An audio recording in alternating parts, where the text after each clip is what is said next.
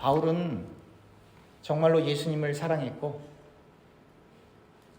예수님을 자랑하기 위해, 복음을 증거하기 위해 그의 전 인생을 바친 사람이에요. 더 정확히 이야기하면 사실은 바울은 예수 믿는 사람들을 잡아서 이렇게 죽이려고 하는, 해하려고 하는 그런 박해하던 사람이 다메섹 도상에서 그의 의지가 아니라 하나님의 강권적인, 예수 그리스도의 강권적인 만나심을 통하여 완전히 변해버린 거예요.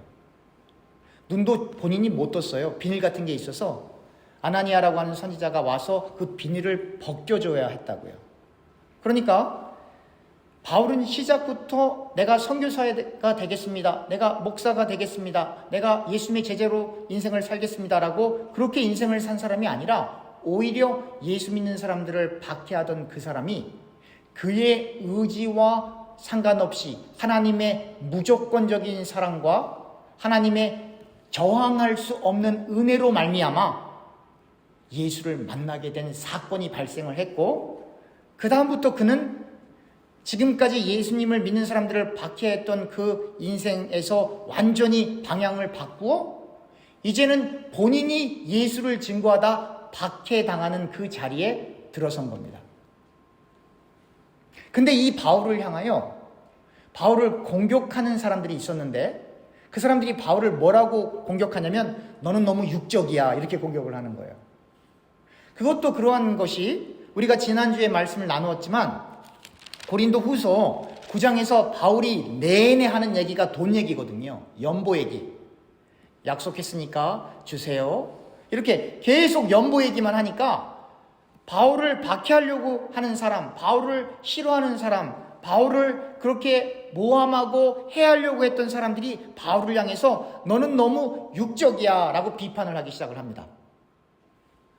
그때 바울이 이렇게 변호를 해요. 3절에 우리가 육신으로 행하나 육신에 따라 싸우지 아니하노니, 이런 표현을 해요. 우리가 육신대로 행하지만 육신에 따라 싸우지 아니하노니. 여러분들과 제가 신앙생활 하다 보면 기분이 안 좋을 때도 있고 언짢을 때도 있죠. 그게 육신이에요. 육신 그러면 다 이 살만 얘기하는 게 아니라 인간들이 가지고 있는 고유한 감정, 생각, 세계관, 철학, 역사, 이러한 모든 것들, 인간 중심이 된 모든 가치관을 다 성경은 육신, 사르트 이렇게 표현을 하는 거거든요. 그러니까 우리가 육은 있지만 인간적인 몸도 있고 인간적인 생각도 있지만, 그러나 우리가 싸우는 것은 이 육신을 따라 싸우는 게 아니다라고 하는 거예요. 그럼 무엇으로 싸워야 하냐면 4절 우리의 싸우는 무기는 육신에 속한 것이 아니요 오직 어떤 견고한 진도 무너뜨리는 하나님의 능력이라. 모든 이론을 무너뜨리며 하나님 아는 것을 대적하여 높아진 것을 다 무너뜨리고 모든 생각을 사로잡아 그리스도에게 복종하게 하니. 다시 말하면 바울은 세상적인 사람들이 바울을 공격할 때 육신을 따라 싸우는 게 아니에요. 그러면 그 적들이 이야기하는 게 무엇이냐고 하면 하나님의 능력, 하나님의 신성, 하나님의 거룩성을 외면하면서 인간들이 추구하는 철학, 세계관, 사상이에요. 그래서 오늘 본문에 보면 4절에 읽었던 것처럼 하나님의 능력이라 모든 이론을 무너뜨리며 이렇게 얘기를 하는 거예요. 다시 말하면 바울 당대에는 헬라 철학이 너무나 발전했기 때문에 너무나 고귀한 생각, 고귀한 철학, 고귀한 세계관들이 너무 많았단 말이에요. 사람들이 보기에.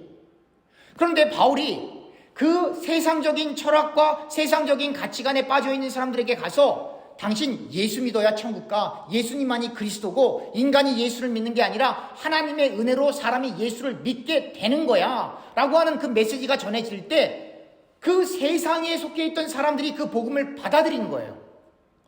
그걸 받아들이니까 어떤 일이 벌어지냐면 예전에는 저 철학자가 훌륭해 보이고 저 정치인이 훌륭해 보이고 저 종교 지도자가 훌륭해 보였는데 예수를 알고 나니까 저건 세상적인 생각이구나 라고 하는 걸 알아버린 거예요. 그러니까 어떤 일이 벌어져요? 세상에서 존경받는 그 사람들, 세상에서 위대하다고 하는 그 사람들이 더 이상 예수 믿는 사람들에게는 영향력을 미칠 수가 없는 거예요. 왜냐하면 이 예수 믿는 사람들은 이제 세상이 정말 보이니까, 그리스도 안에서 세상이 정말 보이니까 이전에 중요하게 여겼던 그 가치가 허무하다는 것을 알기 때문에, 무가치하다는 것을 알기 때문에 더 이상 세상의 철학이나 세상의 사조나 세상의 사상에 의해 흔들리지 않고 주님만 바라보게 되니까, 아니 이 사람들이 어떻게 이렇게 변했나 라고 살펴보니까 그 사람들에게 복음을 전해준 사람이 있었고, 그 사람이 바울이었고, 그리고 그 영향력을, 세상적으로 영향력을 발휘했던 사람들이 이 바울을 가만히 둘 수가 없었던 거예요. 기득권 싸움이었어요, 사실은. 자신들의 이익을, 자신들의 권력과 영향력을 빼앗기는 형국이 생겨버린 거예요.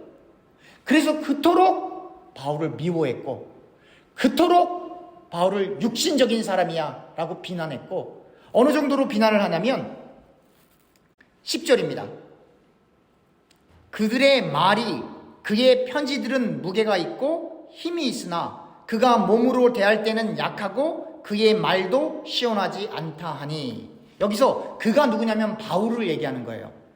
먼저 상반부를 설명하기 전에 하반부에 그가 몸으로 대할 때는 약하고, 바울은 지병이 있었어요. 그래서 앞에 나와서 저처럼 설교를 하다가 그게 간질병이라고 주장하는 학자들이 많이 있기 때문에 그런지 아닌지는 잘 모르지만 대부분의 학자들이 바울은 간질병이 있었을 것이다 라고 주장을 하거든요. 그러니까 저처럼 이렇게 설교를 하고 내려가다가 간질 질병이 발병을 하게 되면 어떤 일이 벌어지는 거예요? 교우들 앞에서 온몸을 다 흔들며 입에서 하얀 거품을 무는 일이 발생을 했던 거예요. 그러니까 그 바울을 공격하는 그 무리들이 그 바울의 약점을 알거든요. 그러니까 편지는 말이지, 편지 쓸 때는 막 디맨딩하고 너 이거에 저거에 막 강제적으로 falsely 막 이거 하라가 저거 하라 막 시키는 편지를 쓰는 것 같은데, 실제로 만나면 그는 연약한 사람이야, 이렇게 육신을 공격하는 거예요. 그뿐 아니에요.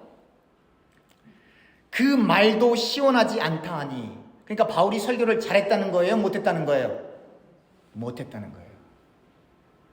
유창한 말을 할 수 없었다라고 하는 걸 우리가 간접적으로, 실제로 그랬는지 아닌지는 모르지만 바울을 공격하는 사람들이 이렇게 공격을 할 때 없는 말을 지어내서 공격할 수도 있지만 뭔가 근거가 있으니까 이렇게 공격을 하는 거거든요. 육신, 연약함, 그리고 바울은 말을 시원하게 못해. 또 다른 번역에서는 바울이 하는 말은 무가치해.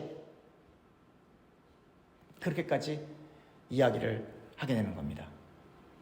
미국에 있는 선교사들 혹은 서양에 있는 선교사들이 대한민국으로 가서 선교할 때, 그 사람들이 설교할 때, 복음 전할 때 한국말을 유창하게 해서 설교를 했을까요? 당연히 아니죠. 우리들 주변에 선교 가시는 분들이 있어요. 선교 가시는 그분들이 그 아프리카 말을 잘하고 뭐 방글라데시아 말을 잘하고 아주 유창하게 해서 그렇게 선교하나요? 거의 그렇지 않아요. 그런데 놀랍죠. 그렇게 어눌하게 하는 설교를 통해 교회가 세워집니다. 학교가 세워집니다. 병원이 세워집니다. 그게 다른 나라 얘기가 아니라 우리나라 얘기예요. 그러니까 사람의 유창한 말로 누군가를 설득해서 예수 믿는 게 아니다라고 얘기를 하는 거예요. 그럼 누가 예수 믿어요? 아, 저 사람의 이야기를 잘 듣고 보니까 그래 예수님이 계셔, 그런 일은 일어나지 않아요. 어떻게 동정녀 마리아, 남자를 알지 못하는 여자가 성령으로 잉태하여 이 땅에 예수님이 오셨다, 이걸 어떻게 과학적으로 설명합니까? 그런 일이 역사상 단 한 번도 없었거든요. 이미 죽었는데, 이미 숨이 끊어졌는데, 현대의학으로는 이미 끝났는데, 나사로야 나와라 이렇게 죽은 사람이 일어나는 그 일을 어떻게 과학적으로 설명을 해요? 우리가 만유인류의 법칙을 잘 알고 있지 않습니까? 그 예수님이 무리를 걸어가세요. 그걸 어떻게 설명하냐 이 말이에요. 그러니까 이미 과학적으로 성경을 접근한다는 그 자체가 말이 안 되는 거예요. 다시 말하면 누군가에게 복음을 전할 때 그 사람이 이해할 수 있는 언어와 그 사람이 이해할 수 있는 어떠한 논리를 갖고 이미 설명할 수도 없을 뿐더러 설명되어지지도 않고 설명한다 할지라도 그 설명 때문에 예수 믿는 일은 일어나지 않아요. 그럼 누가 예수 믿습니까? 하나님이 선택한 사람만 예수 믿어요. 하나님의 은혜가 임한 사람만 예수 믿어요. 그래서 오직 믿음, 오직 은혜인 것입니다. 근데 왜 사람들이 자꾸 그 진의 복음 예수 그리스도를 바라보지 못하고 왜 자꾸 엉뚱한 것에 이렇게 관심이 많냐? 이유가 있어요. 7절이에요. 7절에 이렇게 써 있습니다.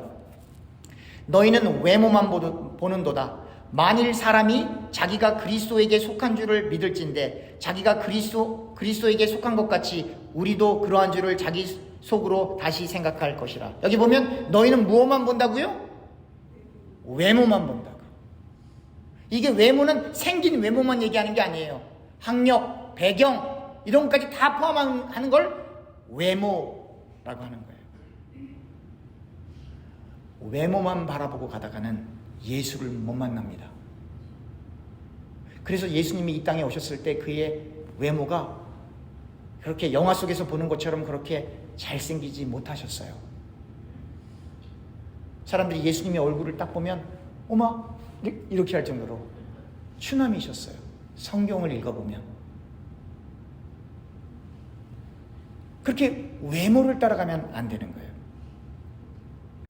또 5절에 보면 이런 표현이 나와요. 하나님 아는 것을 대적하여 높아진 것을 다 무너뜨리고. 이때 하나님 아는 것을 대적하여 높아진 것, 이건 뭐예요? 하나님을 아는 것, 하나님을 아는 지식과 대조를 이루는 것. 사물이 아니라, 사람이 아니라 사상을 이야기하는 거예요. 철학, 오늘날로 옮기면 철학, 심리학, 사회학, 과학. 하나님의 말씀과 대조를 이루는 것. 하나님께서 태초에 남자와 여자를 만드셨어요. 남자, 여자 두 개밖에 없어요. 중간도 없고 짬뽕도 없어요. 바꾸는 것도 없고. 하나님께서 태초에 말씀으로 빛이 있어라. 그 말씀으로 창조하셨어요. 지은화 같은 건 없어요. 그래, 여러분 학교 가서 아이들 공부 배울 때 창조를 배웁니까? 진화를 배웁니까? 물어보나 마나죠. 그러니까 그걸 얘기하는 거예요. 하나님의 말씀에 대적하는 것. 하나님 아는 것을 대적하여 높아진 것을 다 무너뜨리고, 그냥 놔두는 게 아니라 다 무너뜨리고 모든 생각을 사로잡아 그리스도에게 복종하나니. 그러니까 왜 그러냐면 여러분들과 저는 불행하게, 또 여러분들의 후손들은 불행하게 태어나면서부터 교육이라고 하는 그곳에 가서, 학교라고 하는 그곳에 가서 배울 때 하나님을 대적하는 지식들로 똘똘 뭉쳐진 그 지식을 쭉 배워오는 거예요. 진화, 하나님 빠진 세상의 역사, 성경 말씀 빠진 세상의 철학, 예수 그리스도 없는 세상의 사상, 거기를 쭉 의무적으로 그렇게 교육을 받아오는 거예요. 그렇기 때문에 가만히 놔두면 절대로 예수를 믿을 수가 없어요. 가만히 놔두면 하나님 중심대로 인생을 살아갈 수가 없어요. 그냥 내버려두면 죄 짓는 자리로 가요. 그게 선이라고 또 생각을 해요. 그렇기 때문에 바울이 얘기하는 거예요. 모든 생각을 사로잡아, take them captive. 그냥 놔두면 안 되고 그냥 그걸 사로잡아 버려야 된다고요. To obey Christ. 그리스도에게 순종하기 위해서.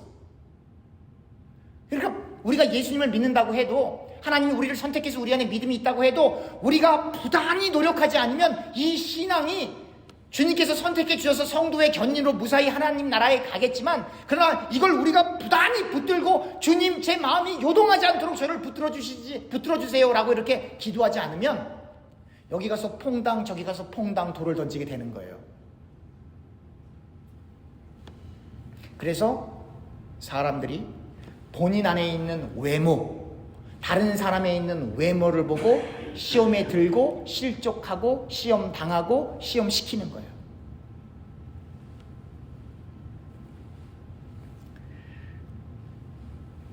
그러니 여러분들과 제가 얼마나 기도해야 되겠습니까? 제가 묻겠습니다. 하나님이 죄를 좋아하실까요? 싫어하실까요? 어느 정도로 싫어하실까요? 죄를. 독생자 외아들 예수 그리스도를 십자가에 달려서 죽이셔야 할 만큼 죄를 싫어하시는 거예요. 다시 말하면 죄를 그토록 싫어하신다라고 하는 건 그토록 누구를 사랑한다는 거예요? 여러분들과 저를 사랑한다는 거예요. 죄가 그토록 싫으시기 때문에 그냥은 천국으로 못 데려가니까 예수 그리스도를 십자가에 못 박는 자리로 밀어 넣으시고, 나는 이렇게 죄를 싫어한단다, 나는 죄를 눈 감고 넘길 수가 없단다, 그래서 너희들의 죄를 대신해서 예수의 십자가의 그 사건을 통해 예수의 피로 대속했단다 라고 하는 걸 우리에게 알려주시는 거예요. 그러면서 우리에게 말씀해 주시는 거예요. 그리스도의 보혈이 너희 가운데 덮였지만 그러나 같은 죄를 반복해서 짓지 않도록 깨어서 기도하라고 하는 거예요. 근데 누가 죄와 투쟁할 수 있습니까? 누가? 그 은혜를 깨달은 사람만이 죄와 투쟁할 수 있는 거예요. 여러분, 전쟁터가 어딘 줄 아십니까? 전쟁터는 바로 여러분들과 제 마음이 전쟁터입니다. 거기가 전쟁터예요. 어떤 전쟁터? 근심, 걱정, 불안, 우울. 주님께서 뭐라고 말씀하십니까? 걱정하지 마라. 근심하지 마라. 그런데 우리는 그게 안 되죠. 왜 그럴까요? 주님만 바라보지 못하기 때문에 그런 것입니다. 또 하나 이런 표현이 나와요. 15절, 우리는 남의 수고를 가지고 분수 이상의 자랑을 하는 것이 아니라 오직 너희 믿음이 자랄수록 우리의 규범을 따라 너희 가운데서 더욱 풍성해지기를 바라노라. 이는 남의 규범으로 이뤄놓은 것으로 자랑하지 아니하고 너희 지역을 넘어 복음을 전하려 함이라. 이 말은 무엇이냐면, 바울이 전도를 하려면 아무데나 가서 전도를 할 수가 없어요. 왜냐하면 이미 복음을 전하는 다른 그룹들도 있기 때문에 그 사람들이 해놓은 데 가서 바울은 하는 걸 원치 않아요.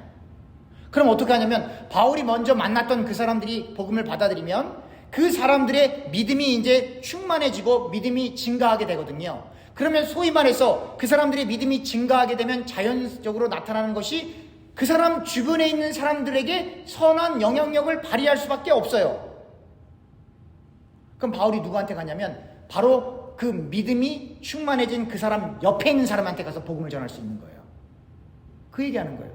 그러니까 여러분들과 제가, 그리고 여러분들이 일단 제가 설교를 하고 이 설교와 또 여러분들이 묵상과 성경 읽기를 통해 믿음이 성장하면 여러분들 주변에 있는 사람들을 제가 만날 수 있다 이 말이에요. 제가 아무한테나 가서 예수 믿으세요 그러면 미친 사람이라 그런다니까요. 제가 전도지 들고 띵동 눌리면 신천지 왔네 그런다니까요. 그러나 여러분들 안에 있는 그리스도의 영향력이 커지고 여러분들 스스로가 여러분들을 사로잡아, 여러분들의 모든 생각을 다 사로잡아 학교라고 하는 곳에서 지금까지 배워왔던 하나님을 대적하는 모든 지식들을 다 사로잡아, 다 리무브하고 제거하고 주님만 바라볼 수 있을 때, 그때 제가 여러분들 옆에 있는 사람에게 가서 이 사람이 예수 믿는 사람인데 너도 한번 예수 믿어볼래? 이렇게 얘기할 수 있는 거예요. 그런데 오늘날은 어떤 일이 벌어집니까? 태어나서 본인의 몸에서 같이 살면서 같이 밥 먹고 다 공부시키고, 근데 그 아이들이 부모가 믿는 하나님은 없다 그러는 거예요. 이 시대가. 걔들이 뭐라 그러는지, 미국 애들이 뭐라 그러는지 니나 잘해 그래요. 정말 영어로 어차피 저기 존댓말 반말이 없으니까 니나 잘해 그래요. 걔들이. 제가 너무 가슴 아픈 건, 많지는 않, 제가 너무 바쁘기 때문에 많지는 않지만 코리안 아메리칸들 만나보면 애들이 20살에서 25세에 있는 아이들이 공통적으로 하는 말이 있어요. 교회? 거기 싸우는 데잖아. 걔들이 보는 거예요. 거기 싸우는 데잖아. 애들이 얘기한다니까, 한국말 못하는 애들이. 걔들이 교회를 가겠습니까? 걔들이 하나님이 있다고 생각할까요?